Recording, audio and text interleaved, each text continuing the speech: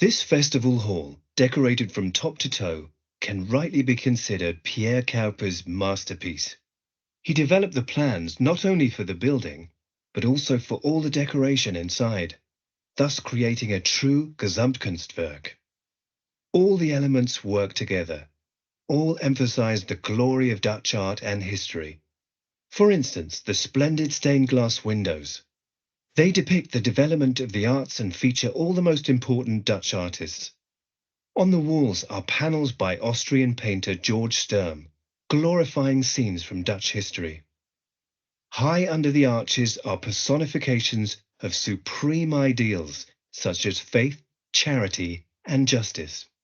Even the mosaic floor contributes to this total work, with the four elements and the seasons serving as symbols of earthly life. The hall invited visitors to take an example from their nation's history before going on to engage with the great masters of the 17th century. Cowpers believed this was the best possible preparation for a fruitful museum visit. Later generations thought differently.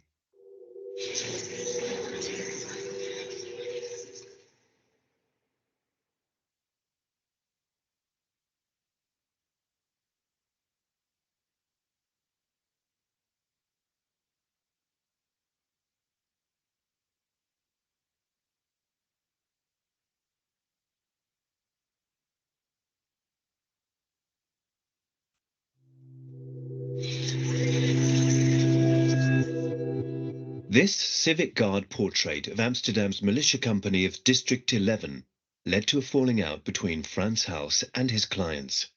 It had been quite an honor for a painter from Haarlem to be commissioned for the portrait, but when it was still unfinished 3 years later, dissension arose. Hals wanted the guardsman to come to Haarlem. According to the clients, however, the agreement had been that he would paint them in Amsterdam. Hals refused and the guardsman reassigned the job, halfway through the painting, to Amsterdam native Peter Kodde. It is clearly visible too. For example, look at the natural stance of the man all the way to the left, painted by Hals, and the more artificial pose of the man across from him. That is Kodde's work. Hals most likely designed the entire composition, though.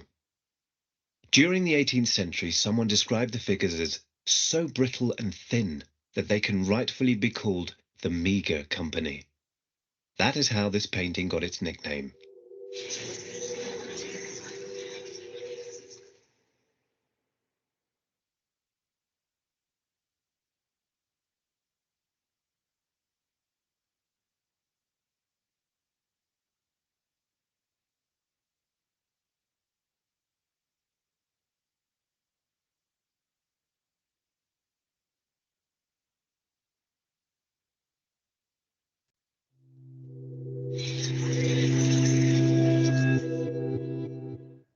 What an inviting spread.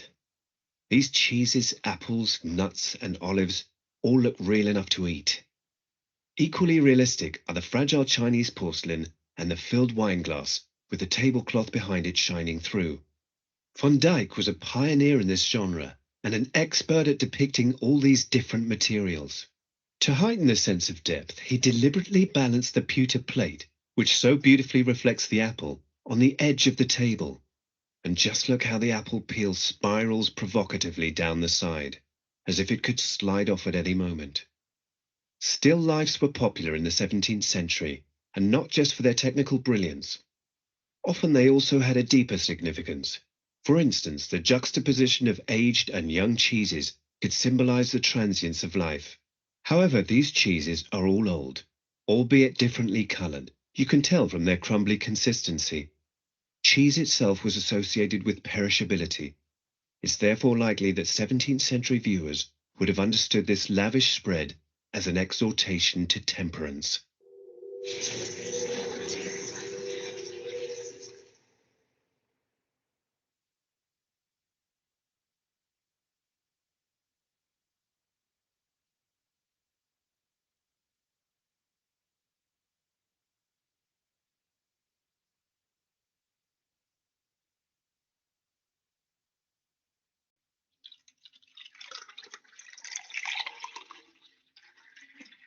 There she is, the famous milkmaid, so caught up in her chores that she doesn't even notice us. The incoming daylight is reflected everywhere in the room, but most strongly in the still life on the table and the milk jug in her hands. The stream of milk actually appears to be flowing. Vermeer achieved this magical effect by painting tiny dots to indicate spots where the light is reflected. Vermeer was a perfectionist, for whom even the smallest detail was significant, from the nails in the wall to the clutter on the floor. Clutter? Indeed, this may look like an immaculate household, but in fact the bare wall is damaged. One of the window panes is broken, and hunks of bread lie scattered around the bread basket. We don't notice it at first because of the relaxed pose of the kitchen maid at her work, who, in her colorful dress, diverts all attention from the sparse surroundings. She is the focal point in this sophisticated composition, a brightly lit beacon in the midst of a muted scene.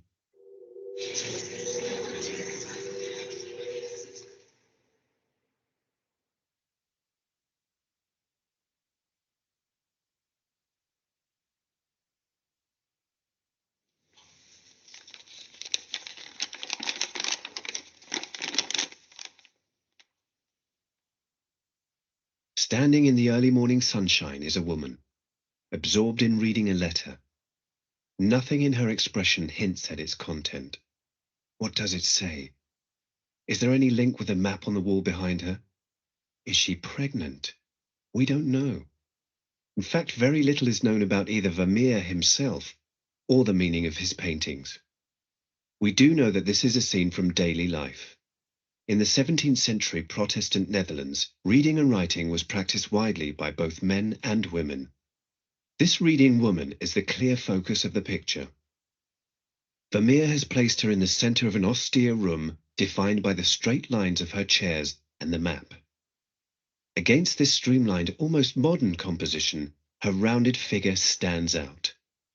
And just look how splendidly the white and ochre shades of the background set off the different tones of blue in her coat. This painting literally pivots around the color blue.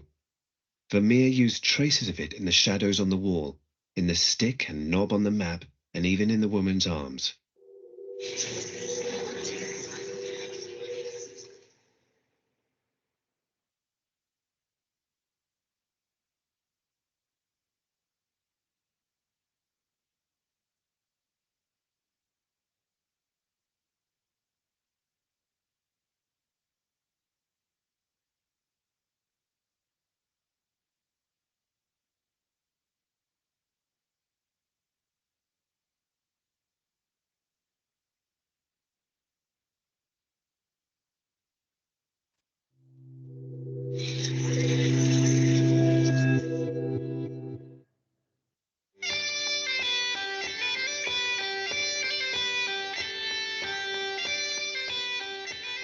This fun-loving family looks to be in a state of utter chaos.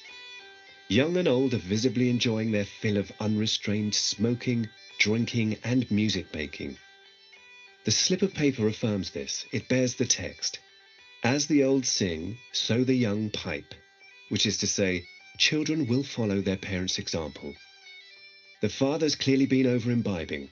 Mother and grandmother are belting out a duet, and the baby's literally being spoon-fed this lifestyle of excess. This out-of-control family gathering is intended as a negative example, cautioning us to never let things get this out of hand.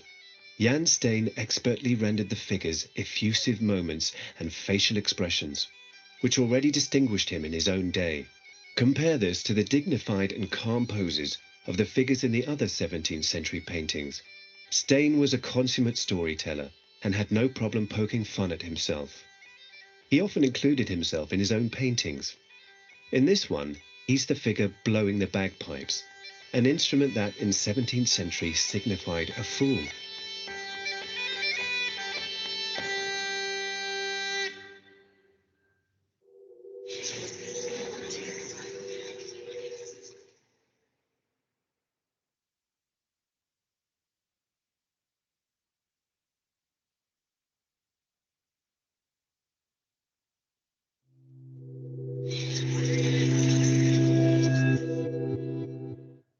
One of the jolliest family holidays in the Netherlands is St. Nicholas Day, or Sinterklaas, as it's known.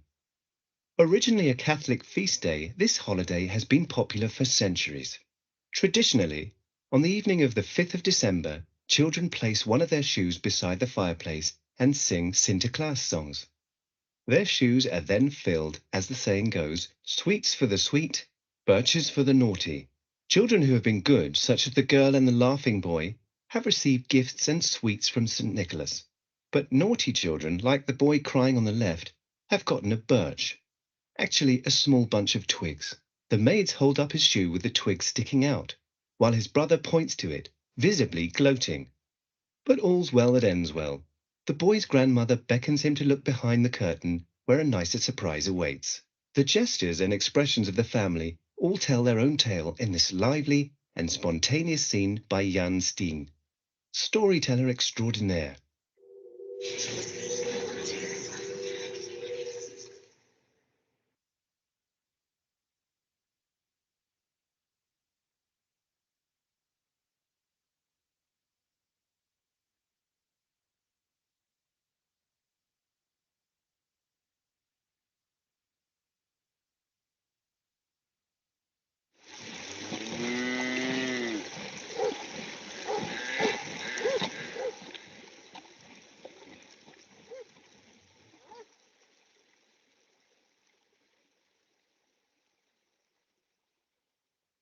A watery river landscape hemmed by steep hills. The sun hangs low on the horizon, casting long shadows over the land and bathing the painting in a warm, golden glow that is distinctly un-Dutch. In fact, it looks more like Italy. Yet Albert Cuyp never set foot in Italy. When painting this scene, he used sketches that he'd made in the hilly region around the Ooipolder along the Vaal River just outside Nijmegen. The warm light was an effect he copied from other Dutch painters who had travelled south, a group known as the Italianates. Notice how skillfully Cuyp rendered the animals, and most notably his characterization of the horses. Cuyp inherited his love of animals from his father and teacher, the landscape painter Jacob Cuyp. Albert himself specialized in painting horses and cows, and was among the first artists to produce pure cattle paintings.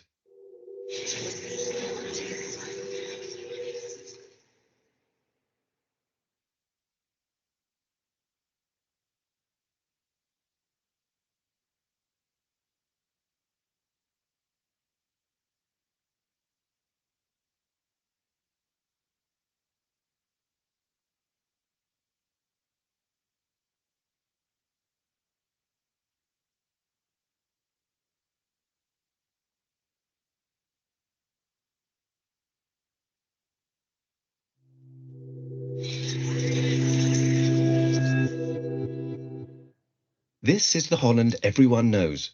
A windmill, water, and characteristically ominous clouds gathering overhead.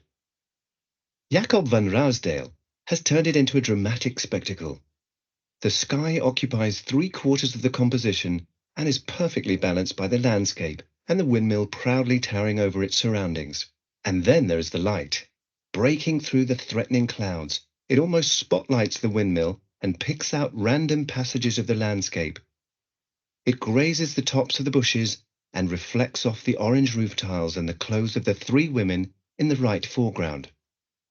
They signal a spot that was occupied by the so-called Women's Gate in real life. Ruisdael left it out of his painting, as it would have detracted from the windmill. If you look closely, you can see the miller standing at the balustrade, as though he's checking the weather. Is there a storm coming in? The sailors don't seem to mind one way or the other.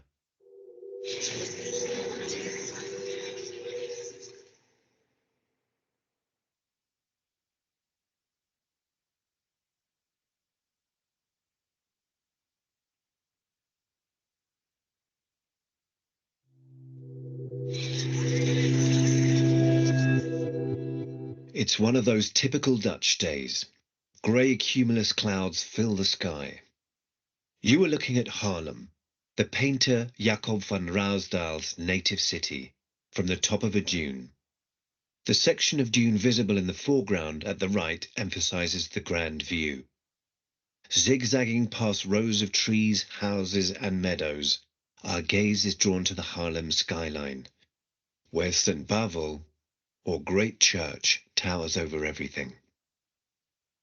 The low horizon, characteristic of later period Rousdale landscapes, creates plenty of room for the clouds.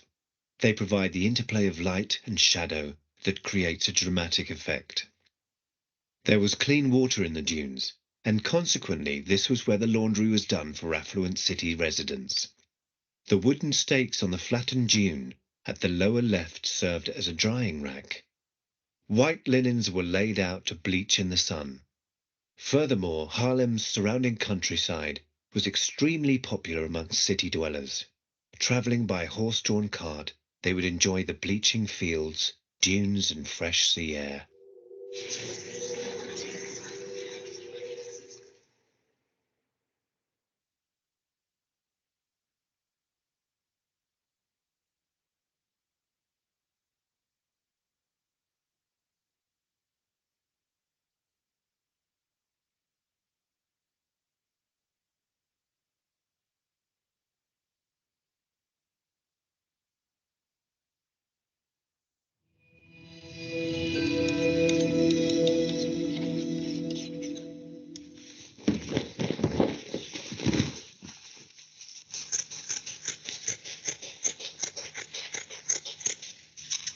Individuals were not the only ones knocking at Rembrandt's door. Groups playing a role in public administrative life in Amsterdam did so as well. The militiamen in the Night Watch are the most famous example of this. The men in this portrait also represent such a group. They are so-called syndics, who inspected the quality of dyed black woolen fabric before it was put on the market in Amsterdam. Rembrandt certainly took into account the place where the painting was to hang, probably above a fireplace or high panelling. Look closely, and you will note the unusual foreshortening of the table, its edge seen from below. The syndics tower above us. Actually, to truly appreciate the painting, we shouldn't look at it standing or sitting, but rather lying on the ground. Rembrandt painted this picture in 1662. He was 56, and just as in his early years, he was still seeking new ways of making a portrait something special. 6 men lined up in a row. Clearly, that is not what Rembrandt had in mind. He shows them in motion, talking to one another in the middle of a meeting, and then we enter the room. The chairman, Van Duyenberg, stands up to greet us, or just to ask us to come back in 5 minutes? Whatever the case may be, Rembrandt in fact painted a single brief moment. In just a few ticks, the men will move on to something else. Rembrandt experimented as well with the way he applied the paint. For instance, the carpet draped over the table is not simply indicated with brushstrokes, but modelled in paint. And notice the man on the far right. From up close, the gloves he holds merely looked like some daubs of paint scored by a sharp object.